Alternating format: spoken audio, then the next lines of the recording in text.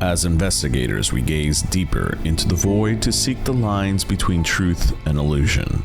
Is a mirror a reflection of who we are, or merely what we expect to see?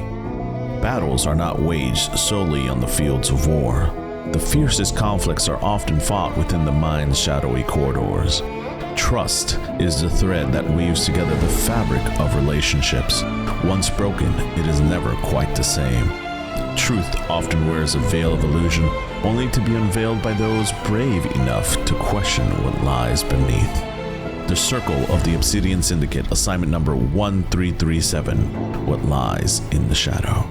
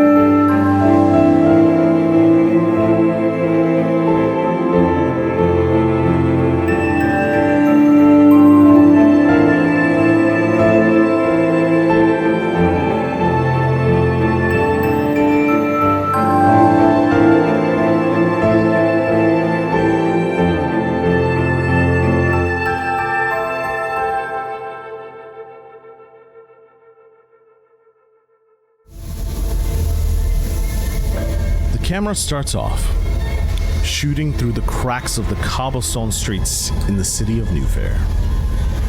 It goes through twists and turns of a narrow passage left behind by animals or an insect. It makes its way through a crack in the wall where we find a laboratory inside a hidden chamber beneath the city in Old Fair. Its walls lined with ancient stone and illuminated with an eerie glow of gas lamps. Shadows dance across the room, cast by the flickering flames and the bubbling concoctions in the glass beakers and tubes strewn across a large cluttered workbench. In the center of the chaos stands a man, driven. You can hear his inner thoughts. 1 second, chat. Trying to lower the music just a tad bit. There we go. In the center of the chaos stands a man, driven. You can hear his inner thoughts playing in his head. We were family. We are friends. I'll never abandon you. The sight of a gun and the sound echoing in his brain, flashes of his friends, the people who he would call family, pass through as a memory. The camera moves to the side where we catch a glimpse of his eyes filled with a burning, unrelenting fury. The camera pans to his hands, moved with precision, assembling the final components of his creation, echoes of his memories still flashing. We hear under his breath, my life's work, stolen by the very people who I called family. I'm not crazy. They're crazy. A picture is then shown on the desk next to his workbench with 4 people on it. 2 faces scratched off as if there were a checklist. 3 male, 1 female stood in this picture. On the lab coats, you can see the names etched on them. The camera moves one by one to each one of them. The first one you can see is John. The second one, Michael. And the last name is skipped over just for a moment as the sound of electricity is starting to fill the air. You hear mumbling underneath the scientist's breath once again. I will not be pushed into the shadows. I'll be known for my work to try and improvise society. You want me to stay quiet and tell people I'm crazy? I'll show you how crazy I really am. Every bolt tightened, every vial emptied into the cauldron was fueled by his desire for retribution. His heart's pounding with anticipation at this time as he neared the culmination of this dark project. A shadow catches the camera's glare of a figure lurking in the far corner of the lab,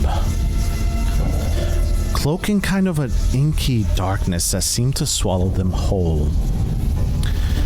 This shadowy presence, though unseen, whispered insidiously into this man's ear. Snake-like. You can hear, "They took everything from you. Your ideas. Your future. They left you with nothing." As the voice hissed, "You have the power to make them pay. To create something that will haunt their every waking moment." The scientist's resolve hardens with each whisper in his ear. He nods, and a small, grimace smile forms on his lips. Yes, they will know my pain. They will understand what it means to lose everything. From the shadow, the figure that was whispering in his ear extends a gloved hand, holding a crystalline orb that pulsed with an otherworldly light. "This," the voice said, "this will help you create everything you need to make your dreams come true and make their nightmares a reality. This will breathe life into your creation, making it virtually unstoppable. All you have to do in return is help me build my machine. My machine that will make sure this never happens to anyone again. With your help, we can take those that have been hiding in the shadows and bring them to light." The scientist, now ignoring the man, took the artifact, its energy surging through him, filling the room with a chilling blue glow. He approached the centerpiece of his lab, a grotesque figure forged from the darkness itself. Its form, I can't say this word. It morphs and menacing. As he placed the artifact into the machine and stepped inside, a surge of power erupted the laboratory. A large explosion could be heard, shuddering the force of bleed everywhere. Smoke filled the room. It turns to a mirror on the side of the lab as the camera pans in that direction. You can see the shadow figure began to wreathe and twist, its form solidifying. The scientist stepping out of the machine, now covered in tendrils of black ichor, and his eyes now red from the effects of bleed entering into his own presence and body. You can see the shadow that was created now attached to this body to form one entity. The man's thoughts racing. Now, you will know my pain. You will know what I have sacrificed to get here. To scientist knocks down the flask and the equipment off his desk, the picture falling off his desk. My rage will be as dark and merciless as the treatment that I was given. They will regret the day they ever crossed me. He picks up the picture that fell on the floor, looking at it, saying, "You took advantage of the wrong person, and now you will pay." As he says this, and his voice deepening and menacing dark presence, he looks down at the shadow and commands it to go and find the two, as he will personally take care of the last one. He angrily throws the picture down to the ground, where the camera now focuses on again. And we see the two names, and we watch the camera in the background. Watch the man walk away, but refocuses on the picture, looking at the person in the middle of this picture as the man we just saw walk away off into the distance, and the name of the last person in the picture. As the picture blurs in and out of focus, the camera starts. W E fades to black.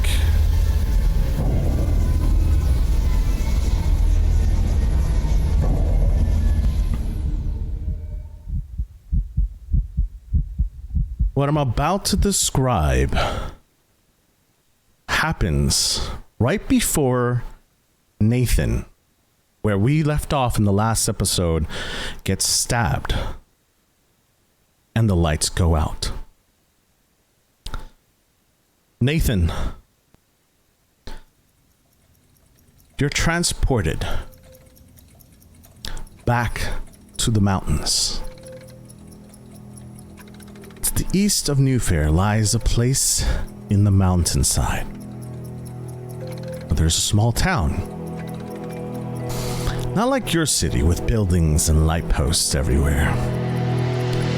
Here, there's a lot of old lifestyle living. Oil lamps in the streets, log stores and homes.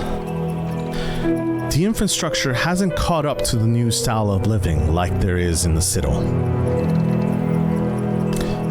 We watch a small boy in stature. The camera sneaks up behind him, walking home to his family. Inside, you can see there's commotion as the camera gets closer and the door handle is turned and opens. Two officers walk out the front door with your brother in handcuffs. Harrians, or Harry, as you guys call him, being carried out the front door. Nathan, describe the inside of your home. The inside of the home is it's cozy. Probably a little bit too cramped for the amount of siblings that has gone through it. Fortunately, a lot of the older brothers and sisters are now out in their own homesteads, making their own lives. But this is the main house of the family, as Nate's father is the current head of the family as a whole. So this house, while being small, is the most grandiose in stature. It's got the best wood, the best lumber. It is the biggest of all the houses, and it's just cozy. Even though there's so many, it's always open to the family coming in and out, coming and going as they please. Even the older ones that have their own homes sometimes show up just to enjoy mom's homemade cooking, or sample some apple pie, or bring an apple pie, something of those sorts. What is bring some samples of other products.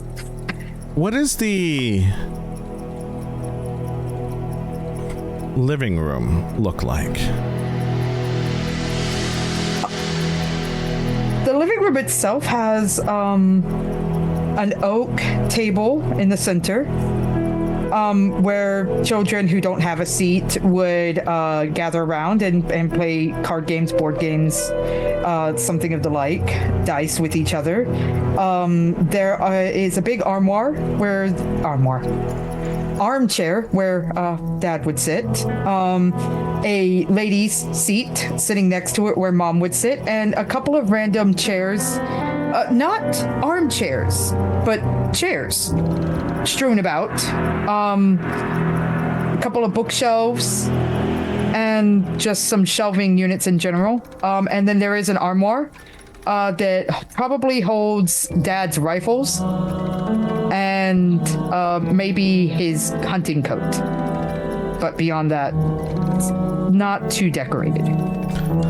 As you walk into this room, into this location, you see your parents, your father, stand up, storm past you, closes the door and slams behind you. I still can't believe it, Nathan. How could you let this happen? You knew how important it was for Harry to stay out of trouble. Your mother, tears in her eyes. He had every chance to step up and make things right. Instead, you stood there, watching as they took Harry away. I never thought you betrayed your own brother like that. I did nothing wrong.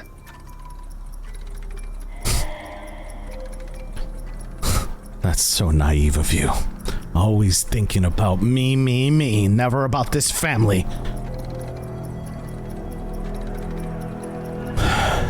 Maybe you were scared.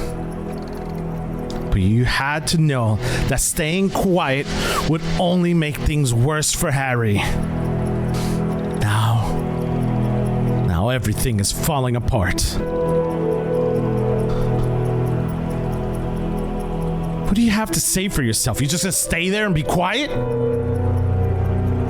Nate just sort of looks at his feet, biting back what he really wants to say. What is what he wants to say? He wants to yell at his father, tell him that it wasn't his fault, that Harry had told him to remain quiet, and that he was only doing what he was told by his brother. Your mother gets up. We need you to take responsibility, Nathan.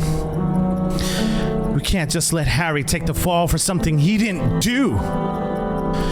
You need to understand the consequences of your actions. Do you hear me?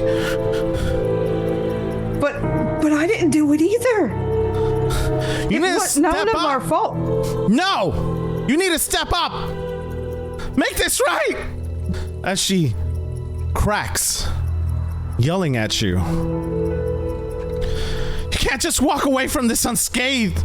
You need to take responsibility for what you've done, your actions. What do you want me to do? I'll do whatever you want, Ma. I don't know what to do. Your mom storms off as you see your father head over to the cabinet where he holds his guns. He starts playing with the lock. You know,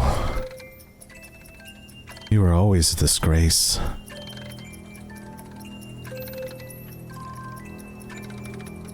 I don't even know why you're in this family anymore.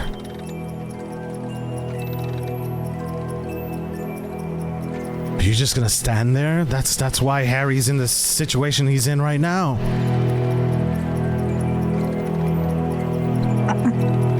I don't... What do you want me to do, Pa? I don't know.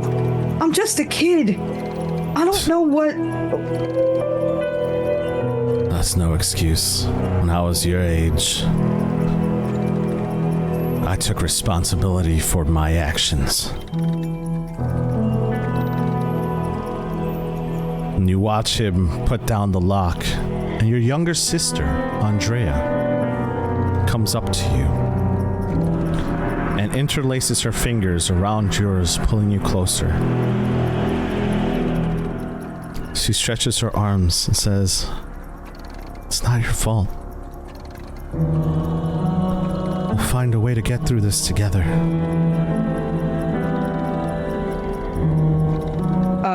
Nate turns to her and gives her a kind of sideways smile, but he's got this sad desperation in his eyes that he can't shake now that his father has stated to him yet again that he's just another disgrace.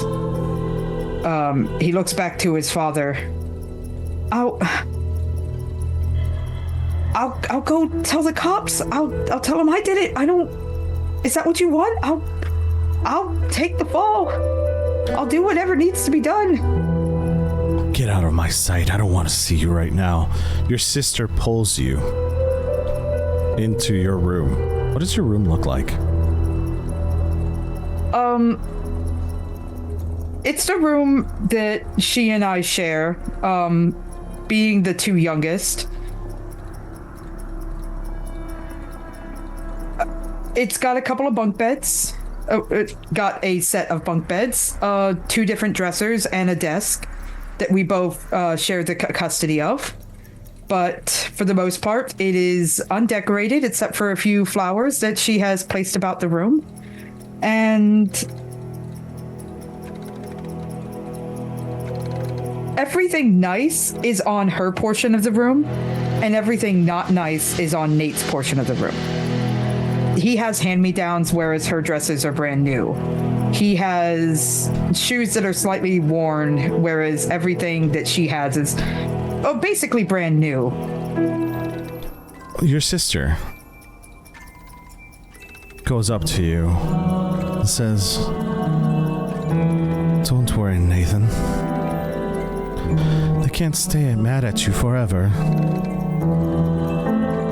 You can hear the sound of a clock, an old grandfather clock nearby going off. And you could hear her say, "Do you look at the time?" As you turn your face and look at the time, it's 3:30 in the morning. You look back at your sister, tears in her eyes as she continues to hold onto your hand. Nathan, as she walks closer to you, she says, with tears in her eyes, she whispers in your ears, "You deserve this." She pulls out something from her pocket and blows a red powder substance in your face, which instantly goes into your nose and mouth. And then with the other hand, she pulls out your family's knife and stabs you through the chest. As this happens, the soft noise of a music box can be heard in the background. As the camera shifts perspective now to where we left off in last episode. Everyone, all my investigators, roll a sense. I don't wanna. Even me? I thought I was you're unconscious. You're out. Yeah. Okay. You have a claw going through your entire stomach right now. Pretty sure.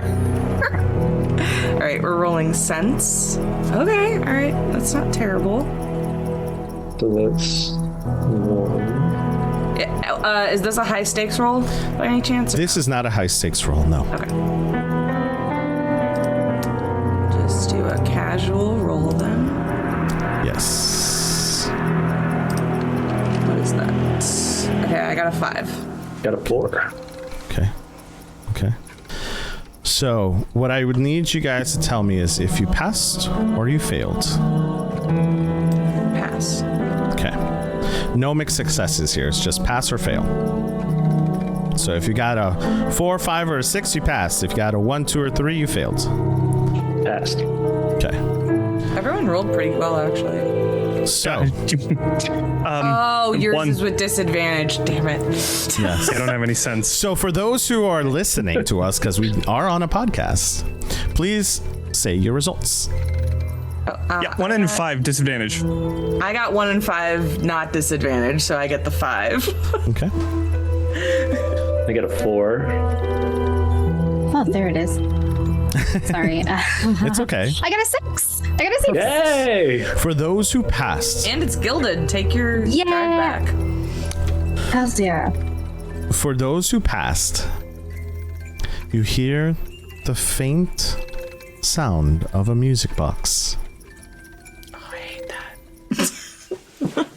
And I don't want to pass at this point. I like to fail. For those who failed, you do not hear anything. So, Imagine I just hear screaming. Ooh. Yeah, is Nate screaming? Nate is passed out right now. Oh, okay, sure. That makes sense. That's So, That tracks. for everyone else, at this time, it feels like time has slowed down. Here we go again.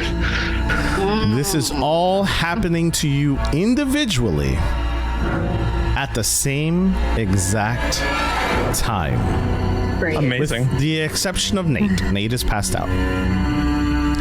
You can't hear what is being said to each of you. How you all choose to respond is going to be based on your own personal opinion of what is going on. This is GM talking right now. Okay. Just a reminder that the room is dark and the only thing lighting up this place is a makeshift torch in Johnny's hand. Okay. So, we just go over then where everyone is in relation yes, to this absolutely. this torch. So, as far as relation to this torch, we have the two gentlemen, both Oliver and Mason, in the back. The two ladies are in the front. So about 5 feet, not too far from each other, but you're about 5 feet away. You're approximately 2 feet apart. In front of you, you see with an eerie glow the face of Nate drooped down, and the faces of Oscar and Naomi that are close by. Like, okay. if They are Nate's closer. in They're front the of us- closest to the object that has Nate in the air. On either side or on one side? On one side. They're on the left side. Okay. Okay. Okay, great questions. So, First start with the soldier. Why? What?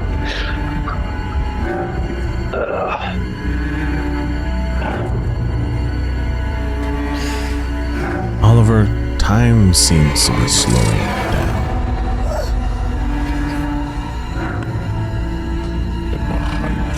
Behind you,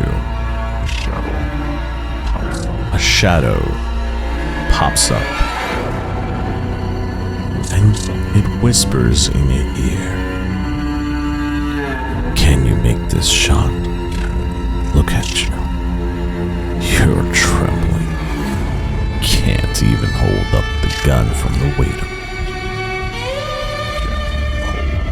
Can you live with the decisions you've made?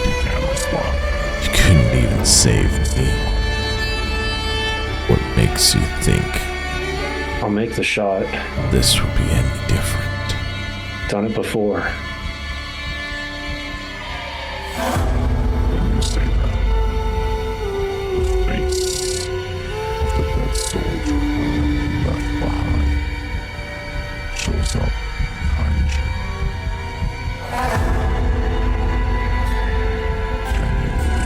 Can you live with the decisions you made? You couldn't even save.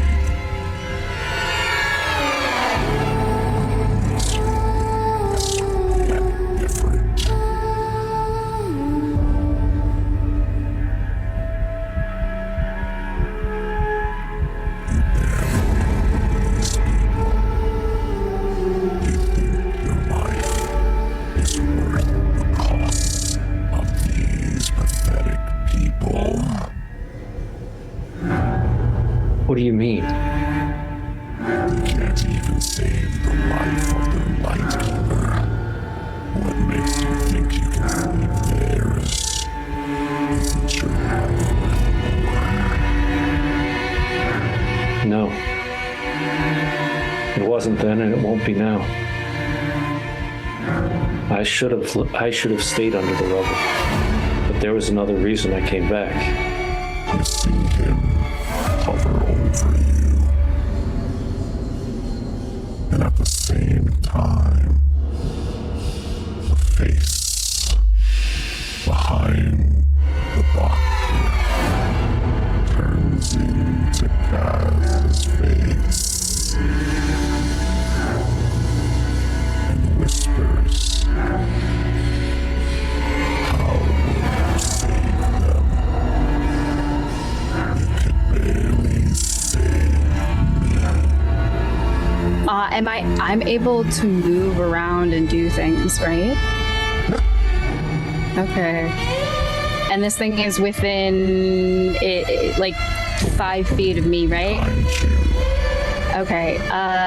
She's going to spin around, and if you will allow me to take one of like a little scalpel from her medical equipment, and like she's gonna like wheel around and try and like slice through this thing as she goes, you don't know what you're talking about, and tries to like slice the thing, try and like break the illusion, so to speak, that she's hoping this is. Roll for it. Okay. All right. What would you like me to roll? Strike. Okay, perfect. I love that I have disadvantage for this too, everybody. Give me just a second. I'm going to go ahead and, since I'm going to roll a strike, I'm going to add... Let me see. I'm going to add...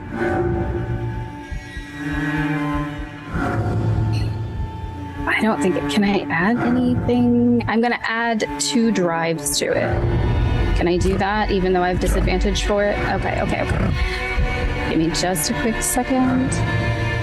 That will give you 1 extra die. Right. I apologize. I'm trying to do it on roll 20, and it's being a goober. Sorry.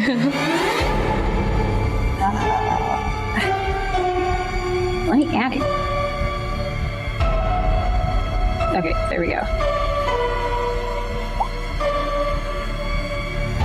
Okay, so I went ahead and added 2 gilded die to that. And that is it's a 5. Both of them are a 5. It's a mixed success, yeah.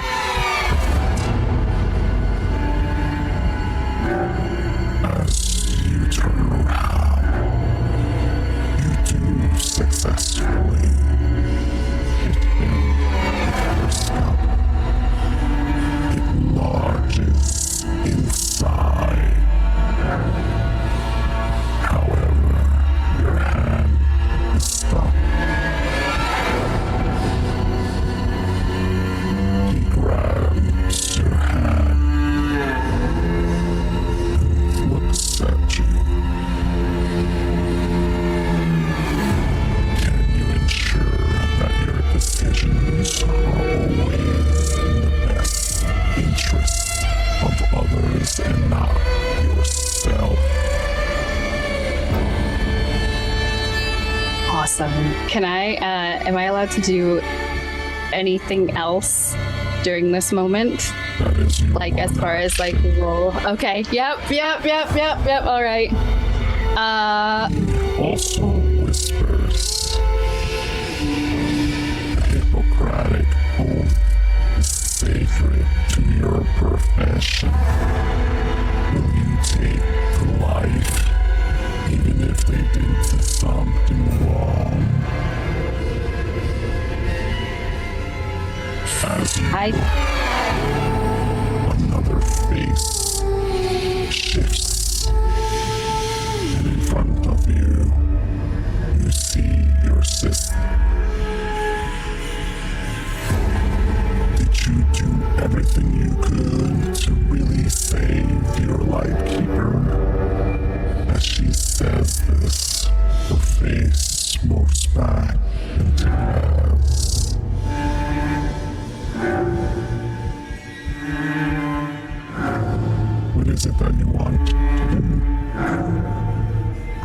I think in this moment she is gonna try and like pull back as much as she can, but since you can't take an action, she's still trying to like pull away. And so you're not real, you're not here, you can't be here. There's no way that you can be here. It'll be fine. It'll be fine. And there's like this wave of terror that is like rushing over her as she's kind of repeating this out loud a couple of times, trying to pull away. Mason.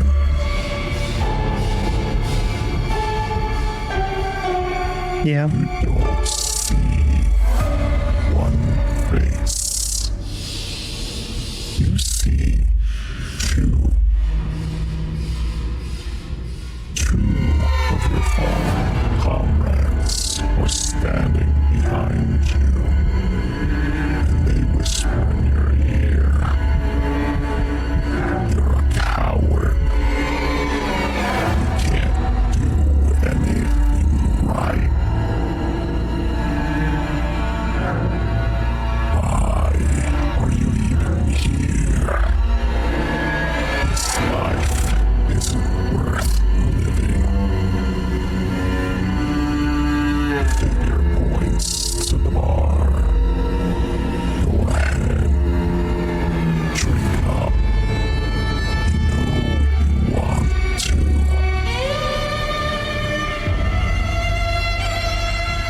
I think Mason will instinctually grab the pocket that he usually keeps his flask in, which isn't there because of last episode.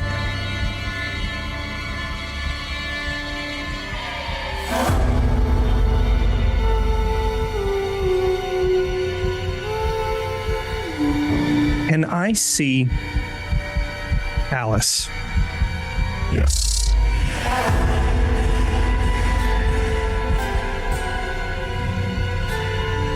He looks at the bar as they tell him to. But then he looks over to Alice.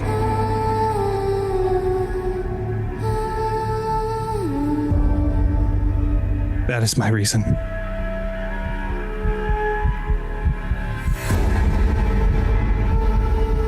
You hear another whisper. Alice's face standing behind you and whispers in your ear, "What good are you if you can't even stand for the woman you love?"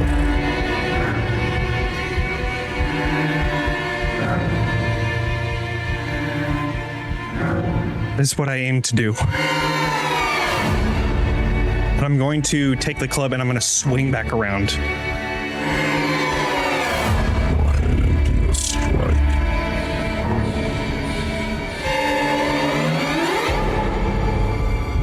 Not the best, but I will spend a drive.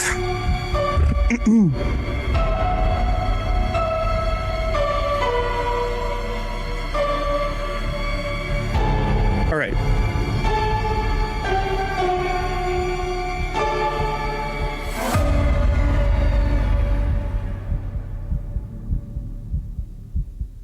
That is a 1.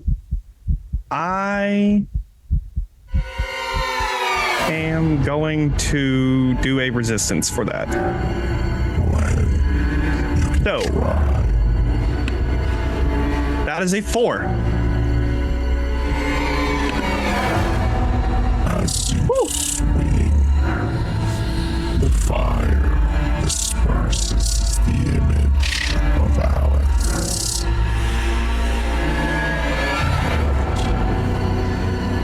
Reunites after you your swing.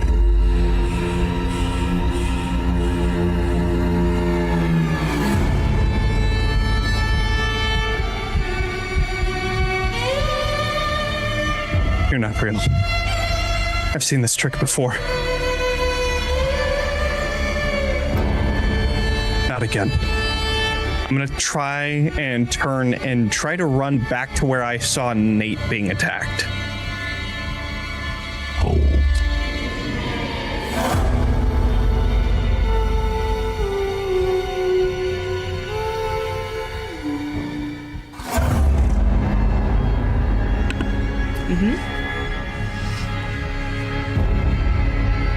The face now shifts. Alice. But it's not. Alice. Is it? No, quite not. Annie is kind of moving with it, like trying to mimic it whenever it sways or moves, or like she's trying to could I do a read roll as I'm trying to kind of like figure out what this thing wants? While you roll in front of you, you don't see anyone else's face. You see a cloud of smoke with red eyes. You've seen this figure before.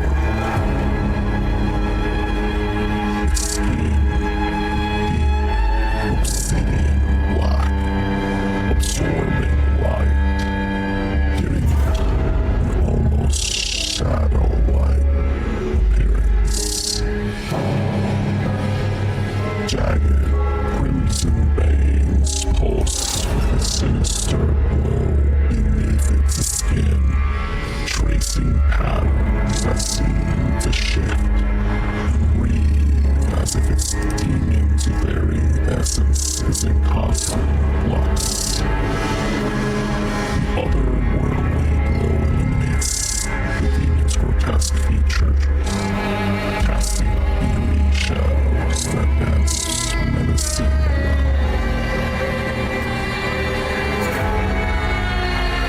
Its eyes are glowing red orbs, devoid of any pupils, exuding a sense of pure malice and ancient evil. The demon's face is twisted and angular with sharp, elongated features that give it a predatory look. Horns jut from its forehead, curling back in a way that suggests both power and aggression. As it moves, the demon's muscular form ripples with an unnatural fluidity, each step causing the ground to tremble slightly. Its hands end in long, razor-sharp claws that can tear through metal and flesh with ease. This is the creature that stands before you. As I'm like mimicking its movements and kind of like observing its form, I rolled really bad. If I use a resistance, I still roll the same amount of dice, right? Roll the same. Try it one more time. As you do that, he asks you a question. 3. Still fail. Why are you playing with your food? I don't quite have enough control yet to do anything about that. And for now... Oh, of course, in good time, but for now I have to keep the body happy and stress-free. It's not good for the skin. Could you maybe not terrify them as much? You're also playing with your food, are you not? No. This is how I feel. Oh, off the fear. Intriguing. Why waste your talent when you can join me? Well, tell me, what do you have in mind? Be unstoppable. The two of us. We have a lot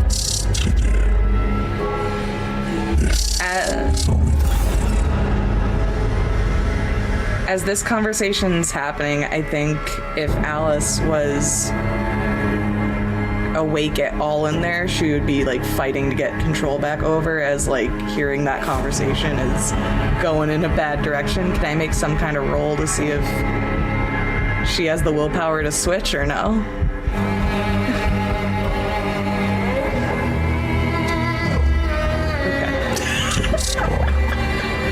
That's fair. Okay, so. That is a very convincing argument. He does to say that height hides facade controls. Brain just how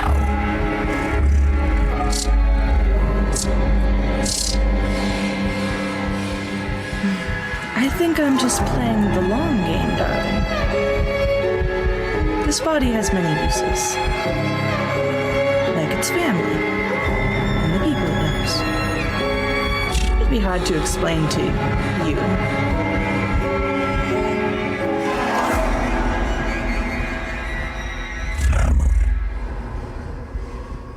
all family does is take advantage of you. I had a family once. At this time, you watch this thing struggle. Yes. You watch this thing struggle to keep his cool, to keep under control. We're gonna get back to Alice.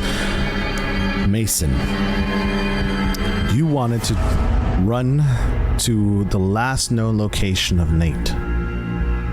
However, you were not in the room at the time when Nate was strung up.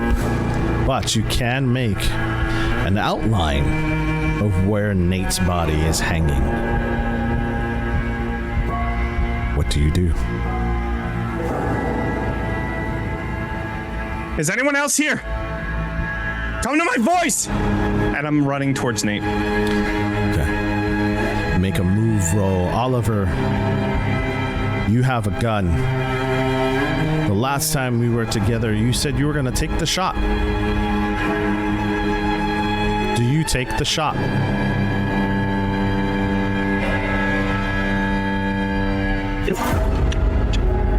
Oliver, you can watch as those words ring through his head and his hand quivers. And he takes the moment to grab the other hand and hold it as well as possible. And he's going to take the shot. Okay. Go ahead and tell us what that roll is. That's a control, right? That is. That's a 3 for Mason. And he's going to burn a drive. I'm done with roll 20. Hey, real talk, group, everyone look together for a second. Could we roll better?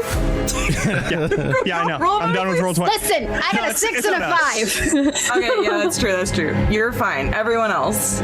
Roll 20's playing favorites. Let's see. Good old actual dice now. All right, let's see what we get here. I got a 6. See, that was a 6. Hey, okay, good. So, I get a 2 on the drive, but a 6 on the dice. describe to me, Oliver, you just heard the words of this thing behind you. You steady your aim, and what do you do? Describe to me the feelings that Oliver are feeling right now. Okay, here we go. This is, hopefully this doesn't trigger anything personal. But what happens is Oliver hears those words, and you start to see his leg kind of twitch. And you can see his hands quiver. And the only thing he knows is how to stop this is pain. And he pulls his lip in, bites as hard as he can. You start to see the blood come down his cheek.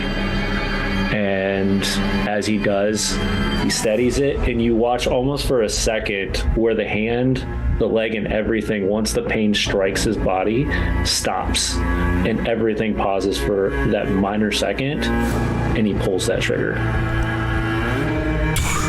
Gunshot is off.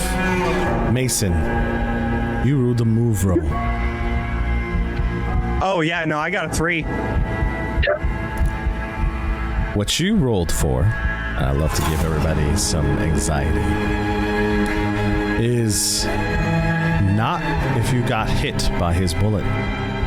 Oh, good. But whether you can catch Nate before he hits the ground. So, you run towards Nate, the bullet off in the air, slow and steady. The camera pans towards the bullet as it reaches towards this thing. Where did you aim, Oliver? I mean, Oliver would have done what Oliver knows, head, straight up. As you shoot towards the head, the bullet pierces inside of this being's head, and you watch as it rotates, coming out the other side of it. It screams in agony as it drops Nate to the ground. Mason, you don't reach there in time to catch Nate as he falls and hits his head on the floor, the stone floor. Knocked out. Diantha, you have your scalpel digged into this creature behind you.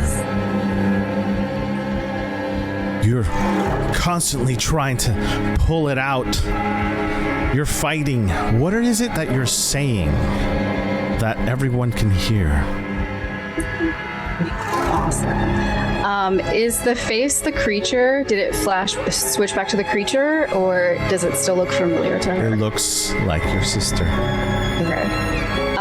As this is happening, I think she'll be trying to pull the tool back out, and she's going, "It'll work this time. It's fine. It's fine. You can't. We'll figure it out. This time we'll figure it out. Don't worry. I have the tools, and I just have to get this out." And she's gonna keep trying to pull it, and just kind of again like panic. She is repeating bits and phrases that are like partial sentences as she's like, "If we use this, maybe it'll work." And then like the thought is going through her head, and then all of a sudden she'll say something like, "But that herb didn't work the last time. I just have to get this out," as she's still trying to pull that tool out. So Diantha, you take a look to your left. You see Alice? Or Annie? The last time you and Alice spoke, you wrote down in your journal, "She?" question mark. Alice, what does Diantha see?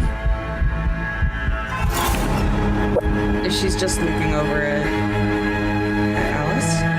Yes.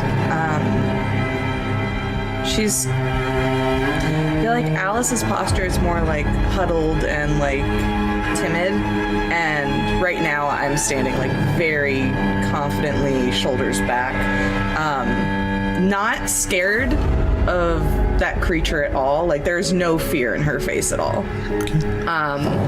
If anything, there's like amusement. Like she's not laughing per se, but she looks extremely entertained. And she kind of just like gives the doctor like a curt nod, and is looking around the room. And now she's kind of like inspecting just everyone who's there very slowly, but not really saying anything. Alice taking everything in. or Annie? Roll a sense roll for me. And what you're trying to do here is to maintain control.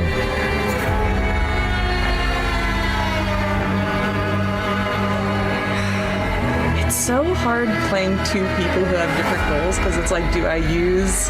Because if I'm Annie, then I would burn an intuition to keep control.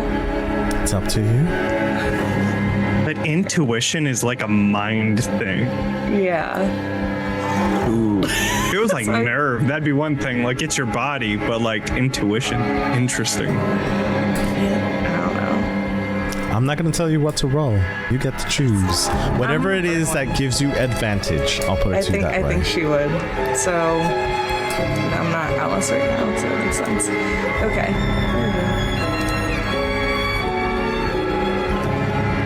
Two 6s. Perfect. That is a crit. To When keep I'm playing an evil character, it's fine. It's fine. It's fine. You know, why not at this moment in time keep control? I will stay in control. So as Annie, you receive this message. You receive what feels like a premonition. Something that may have occurred or may not have occurred yet in the future as Annie. It is up to you whether you decide to share this information with the rest of the investigators or even Alice herself. Okay. You see a picture. It's hard to tell. The name comes clear as a bell. Echo. Okay. You see a picture of a young lady with a big hat covering over one side of her face. She looks like she's in trouble. And you wake back up from this. And this is not someone that I have seen before. As Annie, you have not. Oh, as Annie, I have not. Okay. Oh! As Annie, you have not. I love it, though. I love it, all right? Diantha, you see the doctor. Do you say anything?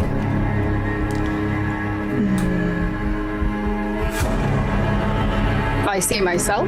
Do you see, I'm sorry. You see Okay. Alice. I apologize. You see Alice. No, you're totally fine. Do you say anything to Alice or do you hold it in?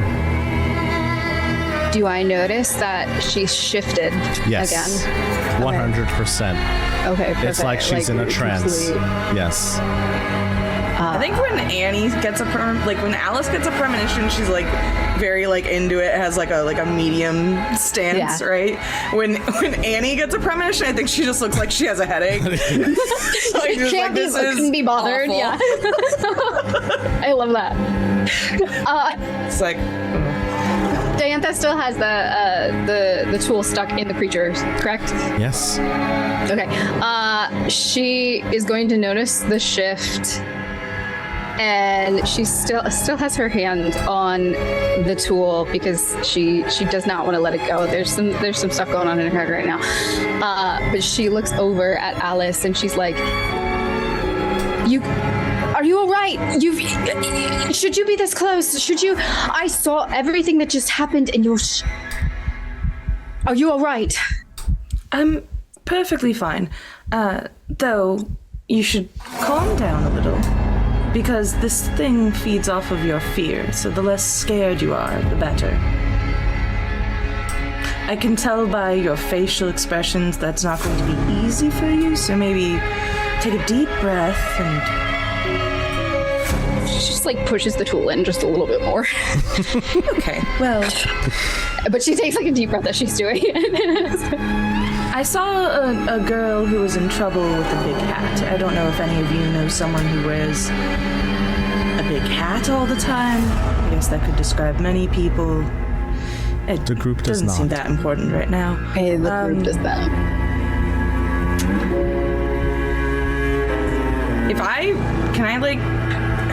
Have we seen this thing in multiple places now, right? Like it's been.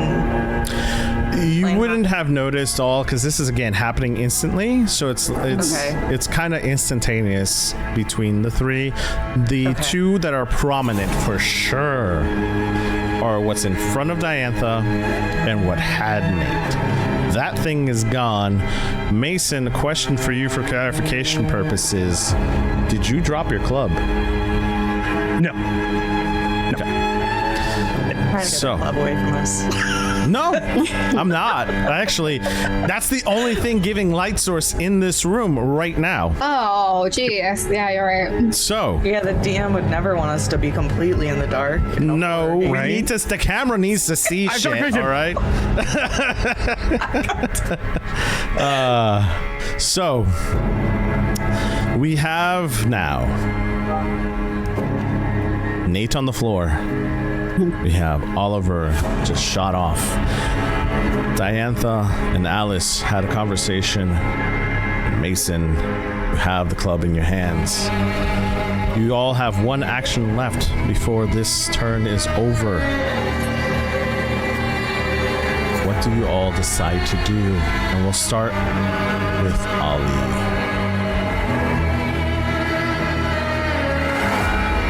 Start with who? You, Oliver. I turned down the music. The music decided to increase like tenfold for some reason. Love that. I love that for me. Technology. Right. So I fired off the gun. Nate is on the ground. Immediately, I'm going to go check on Nate at this point. Like, I don't really, unless that creature is still there, and then I'm going to do something extremely stupid, but makes perfect sense. Sure. Is the creature still there or no? Creature is gone that's holding Nate. The only creature left is what's in front of Alice. Right. That's a question, man. Oliver has come to protecting Nate, so I'm gonna go straight after and check on Nate. Perfect. We're gonna move on. Mason, what do you do? Okay, as Oliver rushes by, just make sure that everything is fine, and then I'm running towards Alice now. Perfect. Diantha. Can I use my ability of occult researcher? Sure.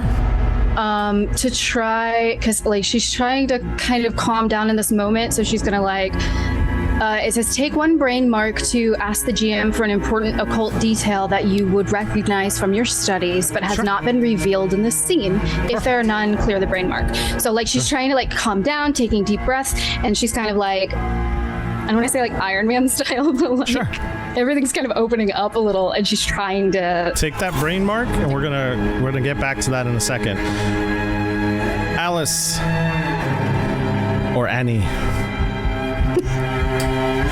are there any final words you'd like to say for this creature? Let me be specific.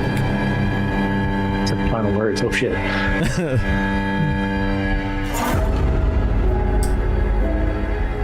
Why don't you come talk to me when I have more privacy? At this time, you feel Alice fighting back harder.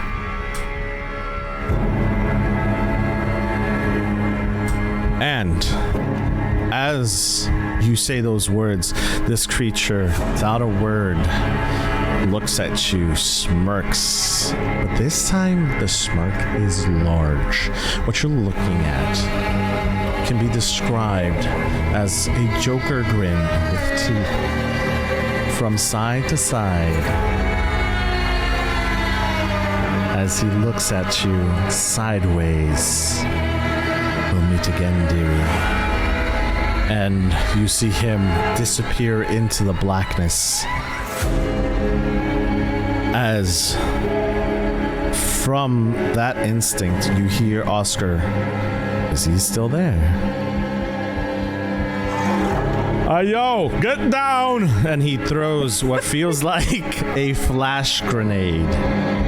After the thing already left. He doesn't know. He can't see. Yeah, no, it's fine. I imagine Mason is also like bringing the mahogany club down as it just. As he throws a grenade, the flash goes off, and a bright light is then exuded into the room, and you see nothing except for each other. The lights of the candles, almost magic-like, flicker and turn back on. Do I have one action before my brain switches? Yes. So I have one item left, and in my headcanon, when like Annie's in charge, she'll like hide things on Alice so that she can like get access to. Sure. That Alice wouldn't like notice. Sure. So I'm gonna pull out like some arcane texts from like just like a little like hidden area in the dress. Sure. To like consult them real quick, of like various creatures. And I want Annie to kind of go through it, and if one of these like seems like it might be it, Sure. she's gonna circle it so that when she switches, it's just in Alice's hands with like Perfect. something circled, Okay. potentially. So you go through these texts and you see picture after picture after picture after picture. Nothing really describes exactly what you're looking at. However, you do have a premonition, or not a premonition, but you have almost an instinct to a page that's in your book. And that book shows a shadow figure. There's not much information behind that. It's still question marks all across the board.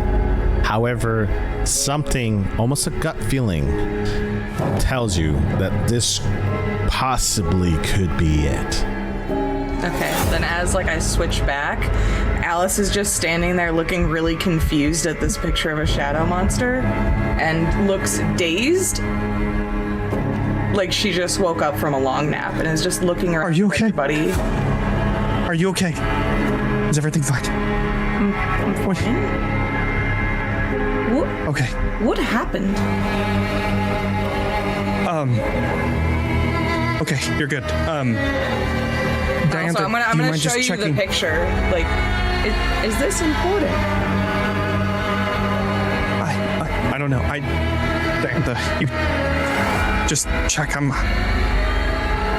gonna go to Nate. Then he leaves. You changed. It and you've told me a couple of times, Alice. Uh-huh. Yeah, Alice. Confirm. Nod your head for me. Yeah, all right. Alice. Now follow my hand. Just a little. Is everything all That right? thing. You went out yourself. Yes. And she still has the book in her hand, right? Yeah, I had showed it to Mason, and then I'm just like holding it, and then I show it to you. I'm like, is this important? The thing that's circled looks like what Diantha saw, correct? Yes. Yeah. I'm just gonna hand it to you, like still very out of it. She'll read the information on the page there. This is what you missed, essentially. Oh. It's not ideal. And she'll read up on the information in the text. Diantha, I'm going to give you an option here.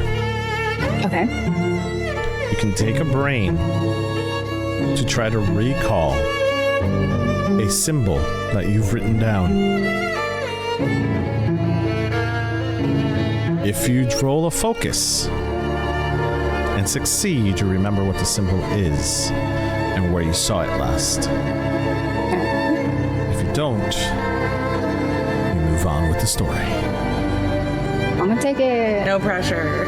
I'm gonna take it, but that'll give me. You said I take a brain on top of the brain I took. You're rolling a focus. Okay. Yeah. I'll do it. Let's go. One of them's my Gilded die. Let's go. Okay. I got a 5 and a 2. Perfect. And my 5 is my Gilded. So I'll take the Gilded. Perfect. Obviously. You do recall the information where you saw the sigil last. The sigil that you saw was in the eyes of the monster as it looked back at you. Awful. Hate it. That sigil is connected to the monster that is circled on Alice's book. Now, This was definitely it. That's helpful. I don't know. He said now. I know me. now we take a break. Chat, we appreciate all of you guys so very much again for being here and being a part of this stream. I am super excited to continue this storyline with all of you, so we're going to jump right back into it. Right before the break, we were seeing the lights come back on.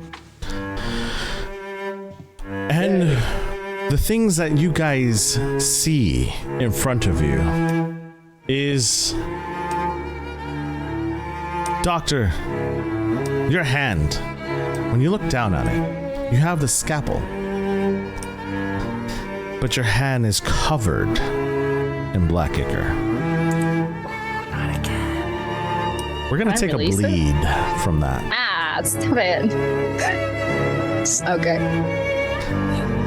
There's also a lot of stress that just happened, so everyone take a brain.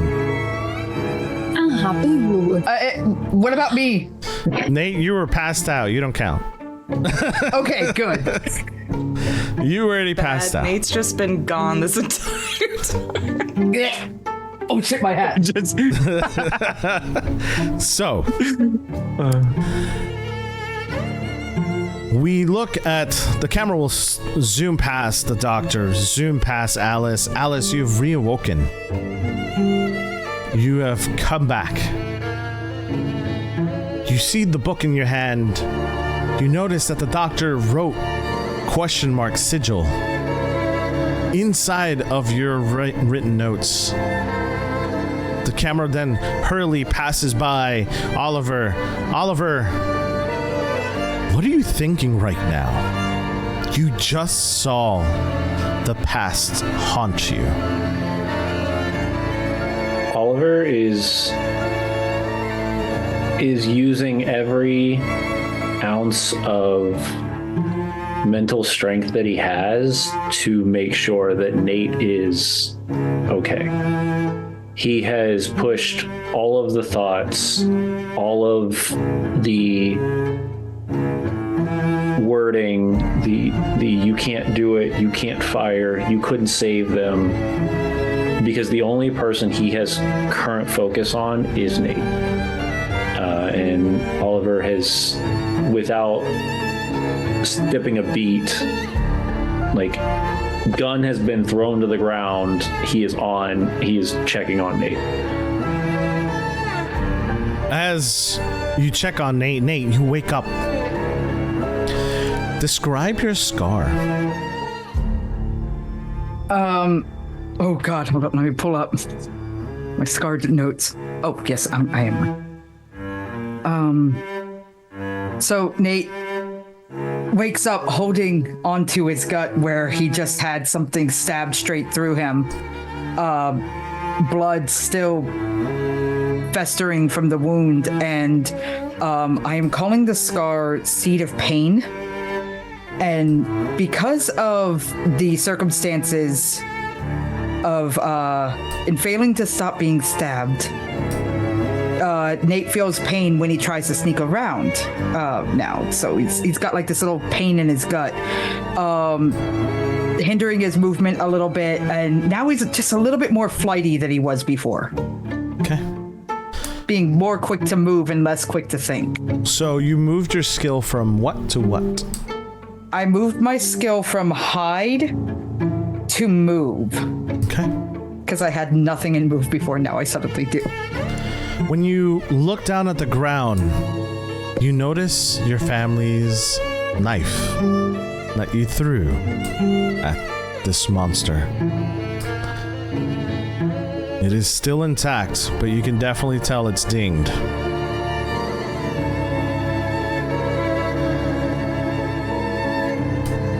Nate's going to try to shift up, groan a little bit.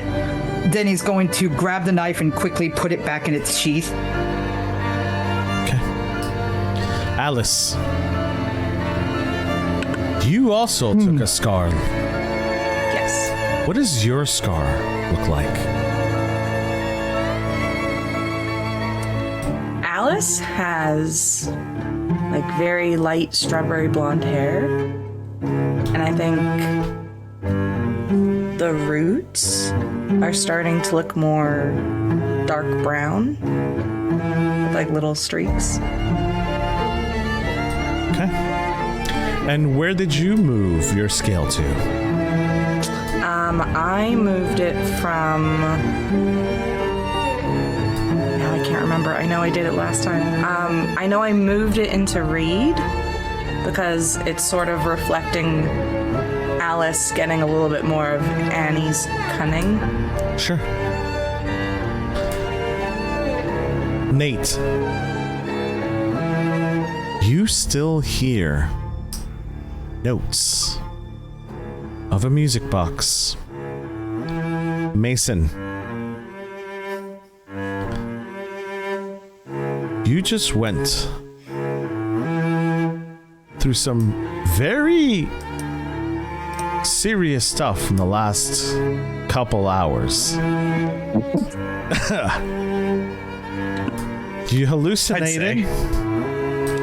You stabbed some people. And Shot now some people. You shot some people.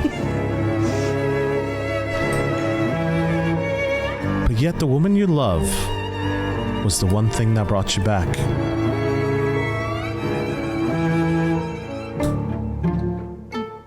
What's going through Mason's head right now?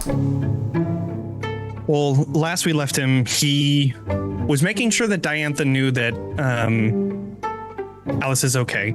And so he ran over to Nate. But since Oliver is pretty much taking care of Nate, Mason is on the other side of Nate, looking back towards the quiet roast center of the quiet roast where everybody is standing, and is currently knelt down next to Nate, but not paying attention. He's very obviously either mile-long stare or looking over in Alice and Diantha's direction, just making sure, checking what Diantha looks like and making sure that there's nothing wrong. Okay.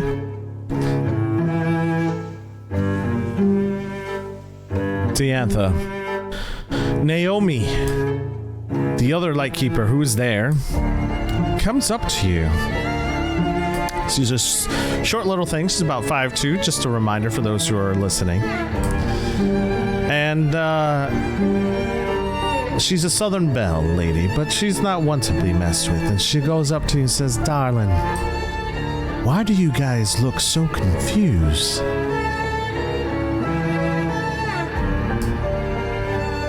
What do you mean?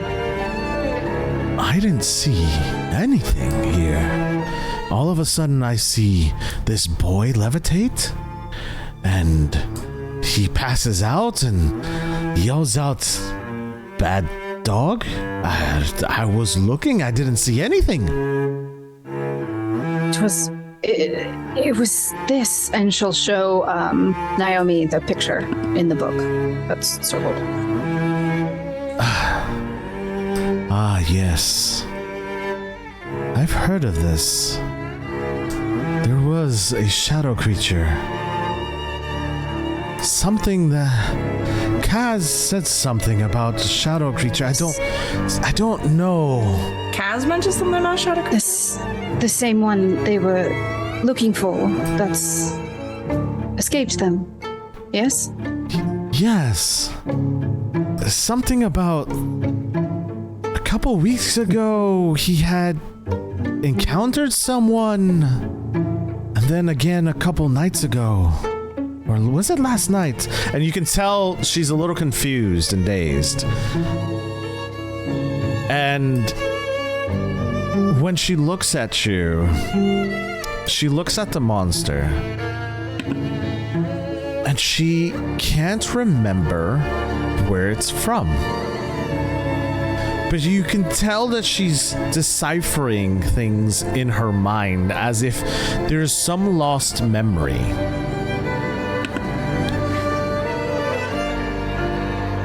You all right? No, darling, there's a... You ever, and she looks at you, put a puzzle together? All the time. And you see there's a missing piece. It's like my memory right now, and I just can't figure it out.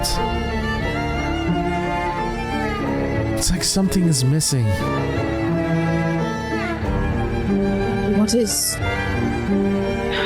By some sort of process of some sort of elimination, what is kind of the last thing that your brain, your memories bring up? What is something you're fixated on? Darling, it's... I remember seeing it with Kaz. It was... I can't... Oh my gosh. It's just... It's like... There's a missing piece. It's like looking at time and watching it slip by. It's confusing. And she looks over to Nate. And she's puzzled. And looks back at you. Still puzzled. Nate is digging into his pocket, and he pulls out the little music box and is kind of looking it over, trying to figure out why it suddenly started playing music. You look at your pocket and you realize that the music box that you hear is not the one that you hold in your pocket. Okay.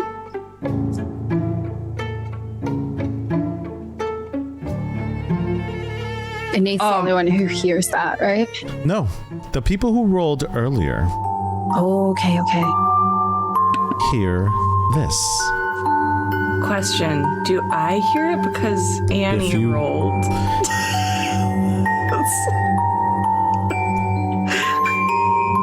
I'm gonna say, does Annie tell you?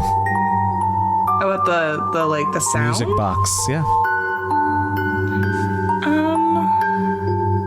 I think if it started up again, she may It's a constant. I don't think it stopped. It was a constant song. It didn't stop. It's like a thing where it's in the back of the head, but then now that nothing is happening. Correct. You can hear sense. it. Yes. I wouldn't say she speaks directly to Alice or tells her verbally in her brain or something, but I think maybe she, at first Alice can't hear it, and then Annie sort of helps tune her into it mentally, if that makes sense. That makes perfect sense to me. I'm gonna, if it's all right, DM, roll a focus to try to figure out where the sound's coming from, since it's not the one in my pocket. Sure, you can go ahead and roll for that, and we're gonna jump to... we're gonna jump back to Naomi. Naomi's going to look over to Alice. I didn't see anything either, so I'm with you. Darling, you look so familiar. Well, I think we were introduced earlier, right? You, maybe you know my parents? The Kellys? And you see her eyes light up. Oh, have you worked with my my parents before? Or? Yes. Like in a good way?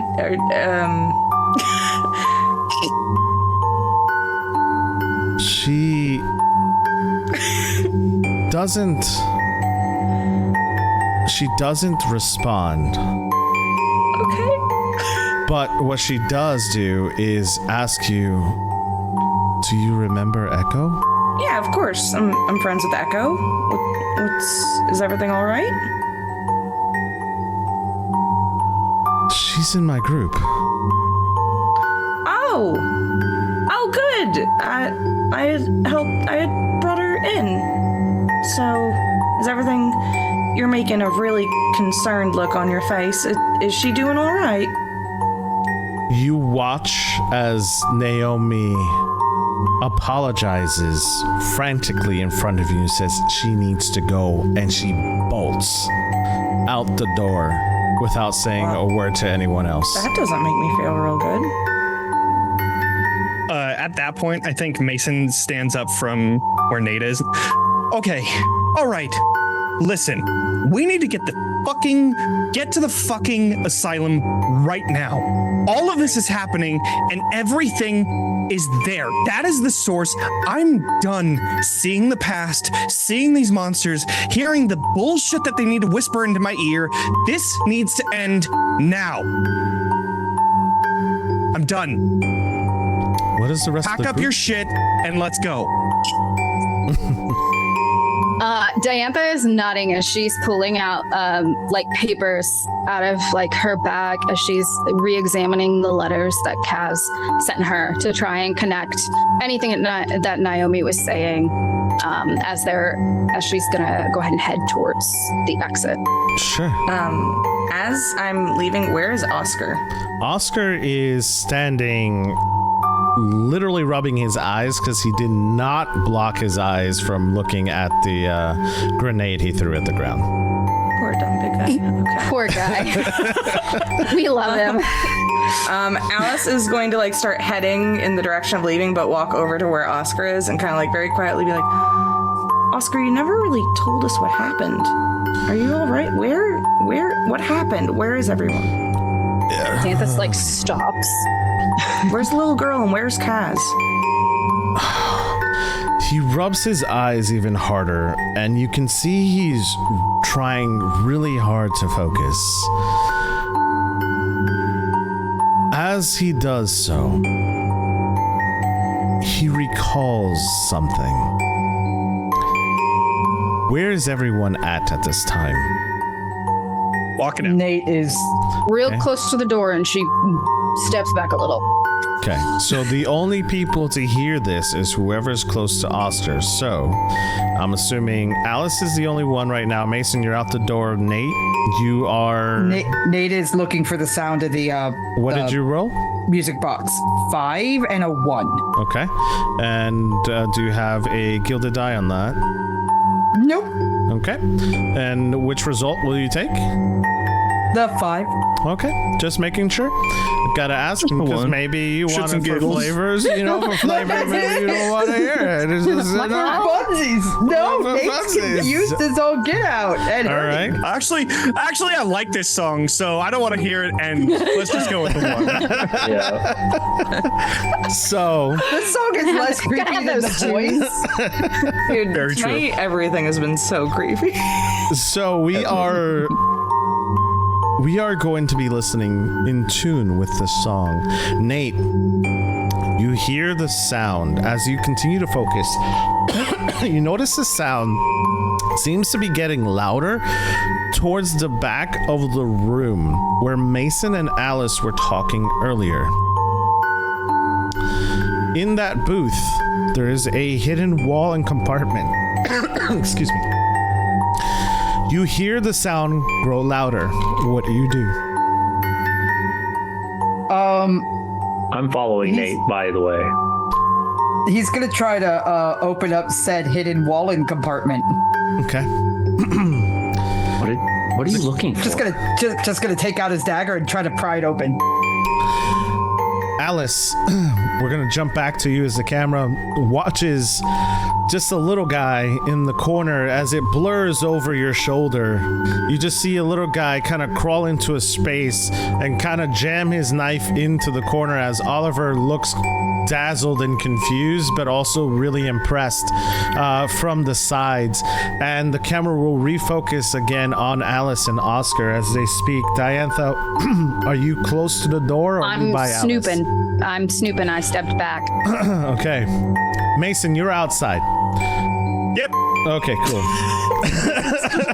Fucking go. We'll Look join at you this. in a second. He's in there. I am fucking over this. Mason is over it. That's and fine. Kind of expected everybody to follow behind him. So That's fine. We will. he's also Nick getting the was already carriage in the ready to middle go. of this. There you go. Even though The it's a carriage that's axle. broken. The carriage does Oh, the say wheel. broken, Oh. so- Listen. Fix the wheel, Mason. Okay. I said I'm gonna be trying to get the carriage ready to go. Sure.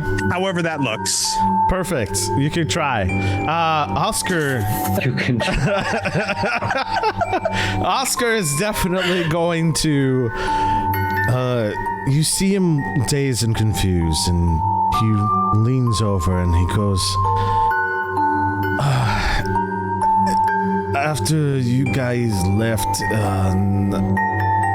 maybe an hour or two. And he grabs his head and he's really like confused at this point. I had all of the things, and you see him kind of carry the things, like he's kind of carrying it in his hands, because all of the items that Diantha's character placed in it, he was just like, didn't know what to do with it, so he's just like, and then puts it down. A couple hours pass, and when I heard the doors, they were busting in. If I know anything, I know doors. Those doors are they're heavy, and there's something came in through it, but I don't know what it was. I knew it was bad because if it got through that door, that means we're in trouble. So I turned around to check on Kaz like you guys told me to, and the flower you gave him was on his chest. And I yelled, yo, Kaz,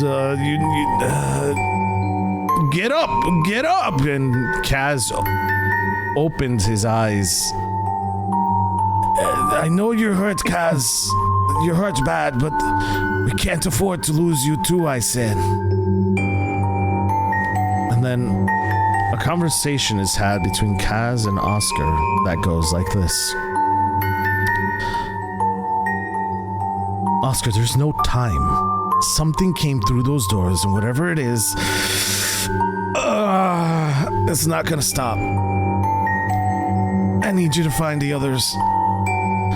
Yo, boss, what others? They went to the asylum. No, not them. My friends. And you see Kaz go into his vest and pulls out a note that's covered in black ichor. He wrote it down in his jacket and hands it over to Oscar. And he says, go find Naomi. She's out there, Oscar. You're the only one I can rely on right now. Oscar. I won't let you down. I'll find Naomi and bring her. But you'll need to take care of yourself, boss, and get to safety. I know you will. You're strong and one of the most reliable people I know, Oscar. You've got this. Just be careful. Oscar, more determined than ever, looks to Kaz deep into his eyes and says, I promise, Kaz, I'll bring them back. Kaz nods, wincing in pain as he shifts the little girl, who also woke up clinging to him, her eyes wide with fear but filled with trust. He looks at her tenderly, then back at Oscar. It's going to be okay, Kaz says. We'll get you to safety. Kaz stands, cradling the girl in his arms, Oscar beside him, and begins to make his way out of the building. Each step is labored with his breathing, but his resolve never wears. Oscar watches him go to the opposite side of the street, feeling the new weight of responsibility on his shoulders that Kaz gave him. As Kaz exits, the dim light catches his silhouette, the little girl nestled protectively against his chest. As we watch the camera shift to Oscar, as you can hear him mumble under his breath. Hang in there, Kaz. You can see Oscar. Thoughts for a moment, and he thinks about the group that just left to the asylum, and also Kaz, as you finally hear, help is on the way. I'm coming.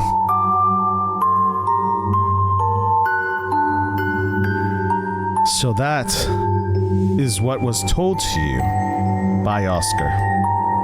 So he didn't say where he was going then, No. but he seemed like sure. Yes. Right? I don't understand though. If something broke through the doors, then he went out the same ones, or he went out the back. He went out the back. Okay. And then you didn't say anything else No. after that until we got here. Yes. All right. That was the last time I saw Kaz. I'm assuming he went somewhere Oscar, he knows safe. Do you have someplace safe to go? Because I don't think it's safe here. And he looks into his pockets and he pulls out the note that Mason gave him. And he shows it to you. Yep. You can go there. That's fine. Just tell them. I mean, it's fine if Mason sent you, but maybe say I sent you. It's okay. They don't like me either. It's okay. And No, that's not true. That's not true at all. No. Then he puts it back in his pocket. It's okay. It's okay. They don't like anybody. I'm sorry if my father tries and teaches you about history again. That was painful. I'm so sorry. But I can't let Kaz down. Okay. You guys... You might be able to find actually some information there that could be helpful. If I'm being honest. They have a pretty extensive library. And he looks at you with this blank face going, Okay, does it never mind. look like I read? Okay, never mind. You know what? You just do whatever you want. Just maybe not here, is all. And he nods, and you could see that he's a little bit proud of himself because he did do the thing that he was sent out to do, which was to find you all and to bring help. Before he leaves, I'm gonna just touch his arm and be like, "You did good, Oscar." You could see a tear roll down his eye as he's unsure of what the night will bring. And he pulls into his pocket the blue flower that was given to him by Kaz. Oh. And he gives it back to you. Oh. He said you would know what to do with this. Okay. I'm gonna take it back then. Pretty flower. Diantha's just... Oh, jeez. So sweet. She's just making notes as this is all going on. Okay. So we have the ward back then. And then just be good. from outside you just hear, "Everybody get the fuck out here!" Yeah. The camera pans back to Nate and Oliver. You do successfully take this thing outside the wall. It is playing this exact tune. What is this? I'm not sure. It's a music box, obviously, I think. What exactly am I looking at? Is it a music box? It is not a music box. What you hear is the sounds of a music box. However, it is a cogwheel that you hold in your hands as it plays a tune. And the tune that you hear is this. What do you do? I look for an off switch. There's no off switch that you can find. Is it just like a cogwheel that just is spinning? It's just a cogwheel, and from it is a light that emanates, and as the light emanates, you hear the sound playing. I look into where the light is emanating from. Just light. The one thing as a GM that I will tell you is that there are items that you all have that contain certain things that you can use to contain this thing. Bleed I detector. don't have one of those. Like I've got Everybody one. does. Oh, well, it's your hand. I have a detector. Not a I do not have a detector. container. There you go, the container. Yeah. I'm Nate stands up and holds it up. What's this? I don't know, but it keeps playing the same music. Is this the same direction as the door? Like we would be, like Alice and I would be walking through this area. It's up as to we're going the front where door. Nate is. Nate could be walking towards the front door and saying, "What's this?" as he's walking out. Yeah. Nate's just kind of holding on to it as he's walking because he was just called to come upstairs. Can I take it hey. from? Can I have that for a moment? Sure. Yeah, he's gonna relinquish it to you because he's not So sure I'm exactly gonna what take is. it with the hand, and then I'm gonna look underneath it. Is it glowing? Yes. The whole thing is glowing. Oh, and Nate was just holding this shit. Yes. Which, by the way, you take a bleed, but Yeah. Oh, Incredible. motherfucker. you now, touched hey, it. DM, I have a question. Yes. When I took my scar, did all of my other things disappear? Because No. when I opened up my character sheet, okay, well, I'm unconscious again. I'm going to. Amazing. What? I'm actually going to. I had 3 Hold on. bleed. I'm actually gonna save save Nate from the bleed then. Sure. So I'm gonna use my muscle ability, and behind me, since I'm taking this from them, and I'm gonna spend 1 nerve to choose an ally in the same scene who's about to take a mark from a phenomenon, and take that from them, and I'm gonna take that bleed instead. Sure. Amazing. Okay. So, There's another. does anyone have a container? Diantha, you see this cogwheel. Yeah. Do you... Doctor, grab it? can you get rid of this? It's She's not gonna driving touch it. everyone nuts. She'll pull out like medical tweezers, which is not the name for them. And then I mean, I have a leather glove on, so I can just. You still take a bleed. that's fine. But that's I did. I took my bleed Yeah. already. I could give you another one. It Prefer not to. radiates. Can somebody please drop? Can I please? Yeah. It's in the vial. It's in the vial. No more in the bleeds for vial. everybody. Let's go. I We could love a give first you on the The red line Contained. container. Yeah.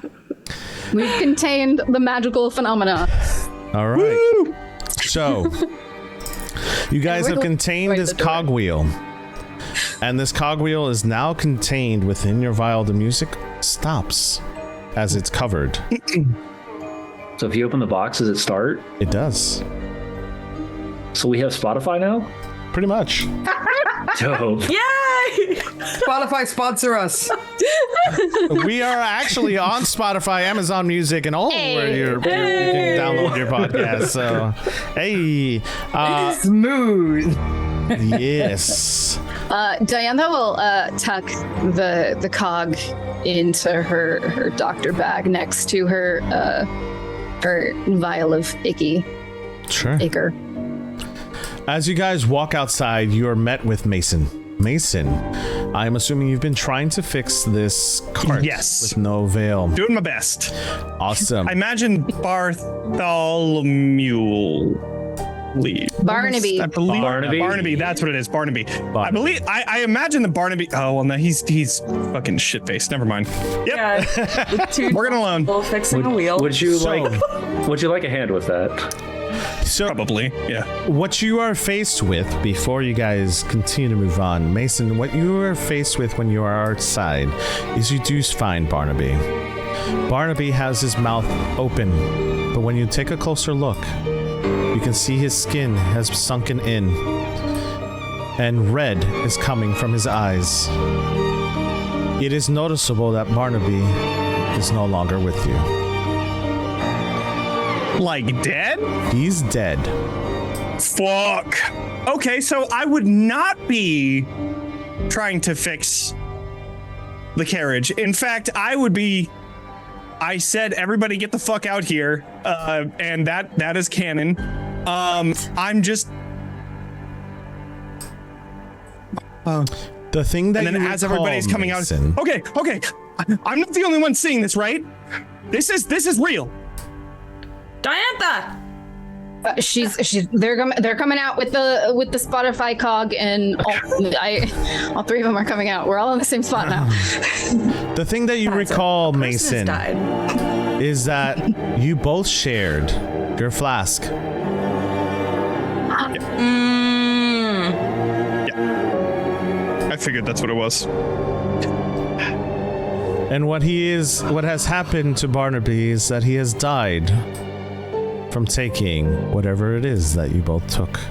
Is there any like telltale signs of that bad scarlet? Like any like The things red that are coming out of his eyes. right? Yeah. Okay. This is real, right? No, is he Everyone- dead or is he just suffering? Dead. Oh no, he's dead. Oh, He is dead.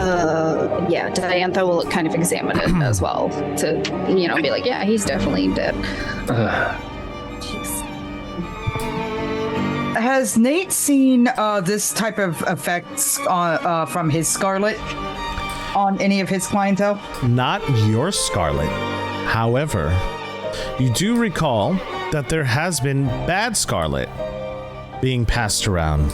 And this was said in the last episode. You do recall there was some Nate bad wasn't a Scarlet. party to that. Yeah. We shall see. Now. No, as I you mean guys- Nate didn't hear about that. Oh, well, you do know because that is knowledge that Nate has. Yes. So, as you guys are watching Barnaby outside, you hear an electric hum coming from the left side of the street as it pulls up. And inside, or excuse me, as it pulls up, you can see that this is a new vehicle, an electric vehicle. It's a humming vehicle. It is something that is state of the art. Diantha, your family may have invested in this company before. All right, so she knows what it is. Does She knows what it recognize this is. model? She Sorry. does recognize this model. Okay. And what happens is that you see someone step out of the vehicle. The person that steps out of the vehicle is another member of a circle. You see that they have the Candela pin on them. And they come out. Am I too late? Do I recognize them? Yes. Yeah, do we know who this person is? You would not recognize this person. This is a member of another circle, Okay. Not Echo. not Echo. Okay. As they approach the carriage, Kaz sent me over here. He said that you guys might need some help. There's something about some monster getting into the location. Are you guys all right? Is this what happened? Did you guys get attacked? Listen, Yes, you missed it. we need to get to the fucking asylum. All right, we can tell you everything on the way there. We just whatever, I don't know what this is, but just take us to the fucking asylum. Just get in. please. Just get in. Get in. Thank you. And he opens the door, and when you open the door, inside looks very luxurious. However, it's very mechanical. You can see that there is electricity running beneath the seats. It's almost see-through, almost like a plexiglass. But this vehicle doesn't have wheels. It hovers over the ground. As you guys Excuse are me? hovering, We got a hovercraft? You have a hovercraft. Amazing. So you're able to see that this vehicle is definitely state of the art, and it hovers over this ground. It is definitely something you've not seen before. As you guys enter into the vehicle, the radio turns on, and what you hear inside this radio broadcast is, "Good morning, New Fair!" And you hear the broadcast of New Fair Radio, and you hear and remember that hours have passed by, and it is the Jesus new day. Christ, it's the fucking morning. Oh, we're gonna be stuck in traffic.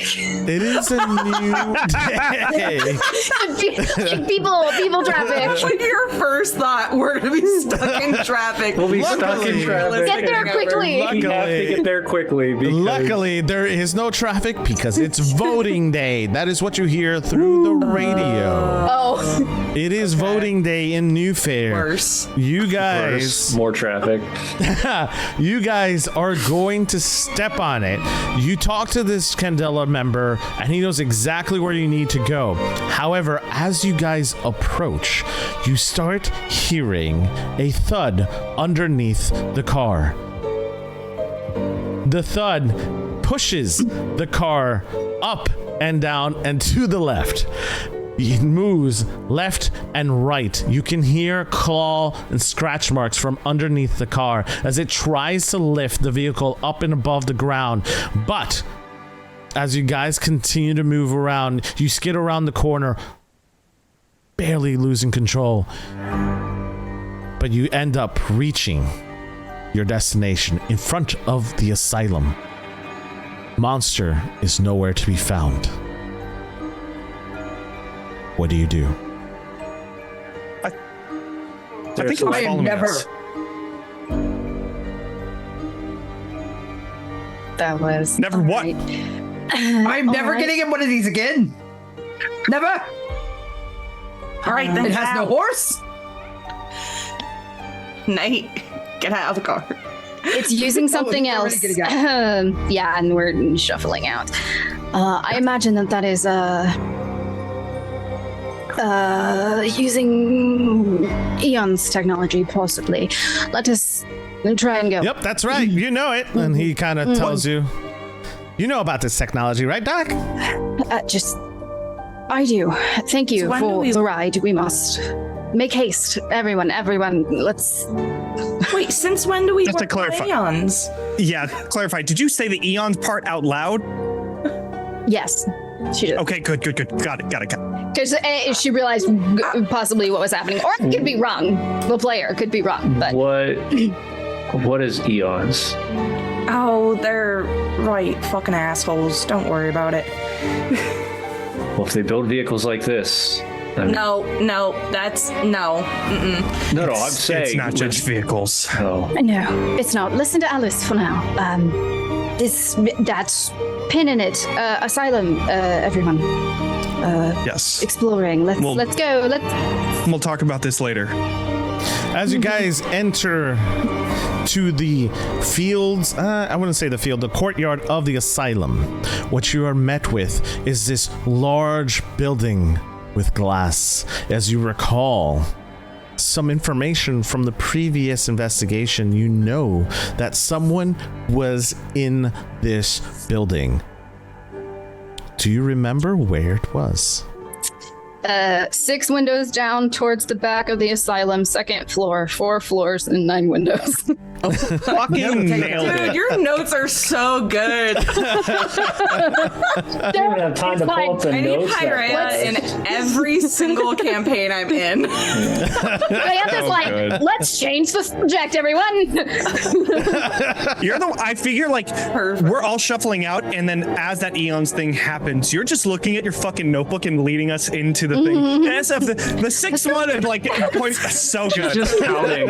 While everybody So else good. is complaining, she's just Right, counting. yeah. She's like, 100% counting. So, as you guys come up to the courtyard, you notice that the courtyard has got a mist towards the bottom of this asylum. You notice the doors are enormous. The windows are barred to keep things in. instead It's of never out. just missed. If it Are looks we like even supposed we're to be here? We have to. We have to be here. I mean, would you like to have the creepy voices and pictures go away? Because I know I would. Before we rush through that fog, can somebody use our detector to make sure? That's so good. Oliver, will you keep that off? Yes. Okay. Do you guys decide to walk through the door? If we're about to walk through the door, I'm gonna pull Mason aside real quick. Okay. Oh. Question. Do we know that Mason was poisoned, or do we just think he took Scarlet? You definitely know that Naomi told you before that he took something, and I believe he said it to Diantha, or she, excuse me, said it to Diantha, as she stabbed him in the neck. And then Nate came over trying to get a syringe, and it didn't work. Right, but we don't know that he did it unintentionally, is what I'm saying. No, we do not. Oh. Okay. Alice is gonna pull Mason aside real quick and take out the flower that she got back from Kaz and put it like into his coat pocket. And as she's doing it, she's gonna say, Mason Miller, if you ever take Scarlet again, I'll kill you myself. And then just like walk off without anything else after like tucking the flower in.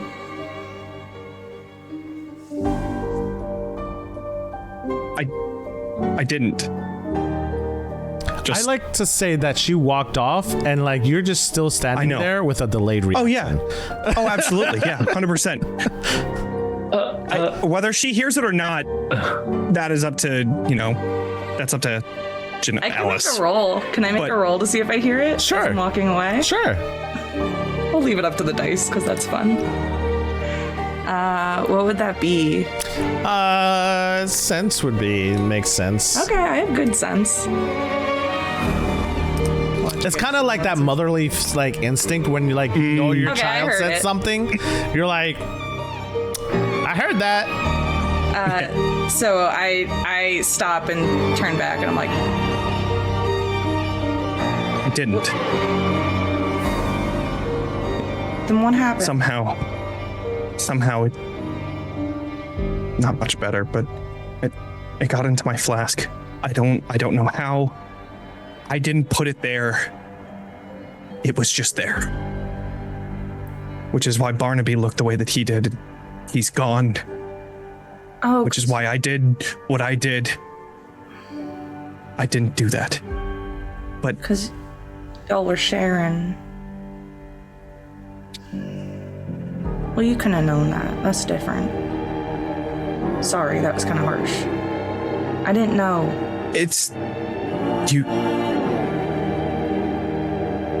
You were right, though. I was going to. And then he pulls out the little bag that Nate gave him.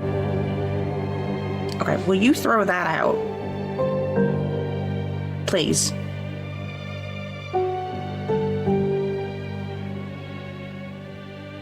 I will throw it out when we find some sort of a trash can. I don't want to throw it out here, okay? Okay, that's fair.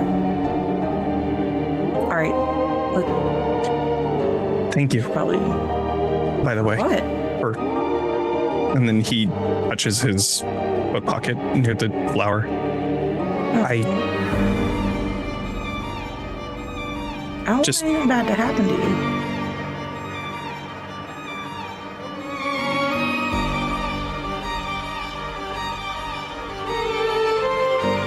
Come on.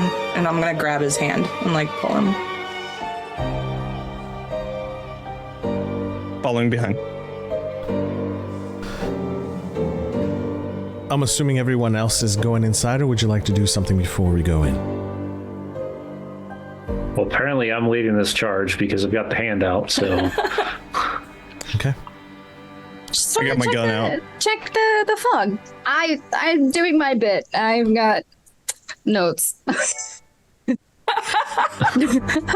What you got don't notes. see, what you guys don't see, is a person looking out the window towards where you guys are and watches Oliver take off his glove. With a shocked face, they turn around and press a red button underneath their desk. As you guys walk in, you are surrounded by the staff. Oliver, you have one move. They come and approach you as if they were going to restrain you.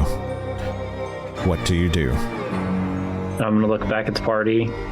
I'm going to look at Mason specifically.